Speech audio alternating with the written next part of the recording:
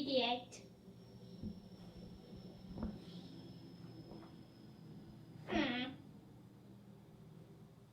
Pastor Mike! Help! Did you need some help? Yeah. You need some help, Cubby? Yes. Oh, I've been here all the time.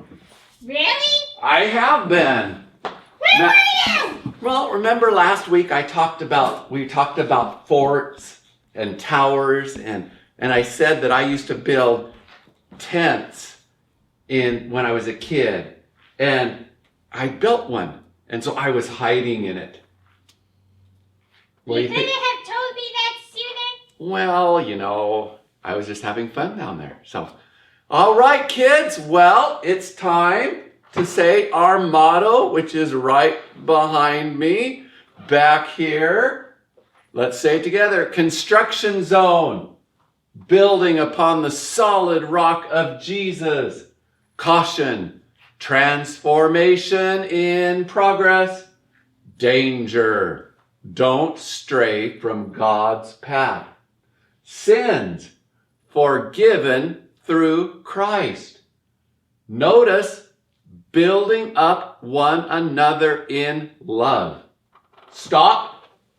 Give thanks for the cornerstone. Safety gear required. The full armor of God. And watch for moving equipment. Why, Cubby? Faith can move mountains? Faith can move mountains. That is right. And today in our Bible story, I'm telling you about a man who had faith. Who? I'll tell you. And his faith caused him to move.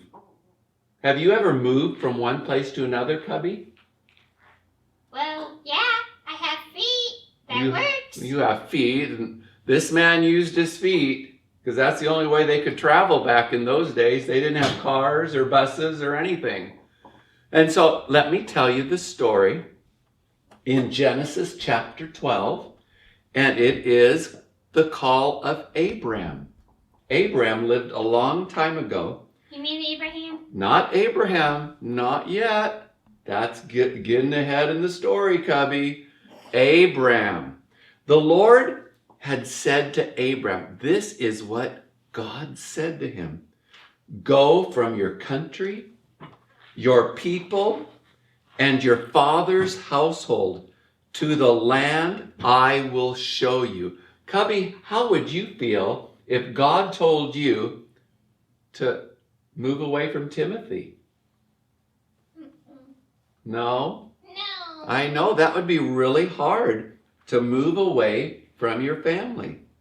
And God told him this, I will make you into a great nation. Would that be cool? The nation of Cubby. Oh boy. Whoa. And I will bless you. I will make your name great, and you will be a blessing. Thank you. No, this is about Abraham. But you are a blessing too, Cubby. I will bless those who bless you, and whoever curses you, I will curse. And all peoples on earth will be blessed through you. That Through isn't... me? No, through Abraham. That is an amazing promise that God gave him. So guess what? Abraham went, I think I would like that. as the Lord had told him. And Lot went with him.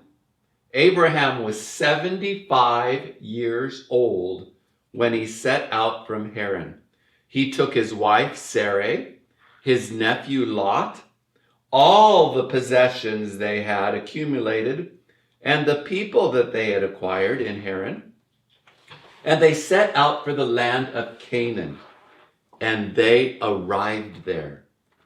That was a long journey. Have you been on a long journey, Cubby?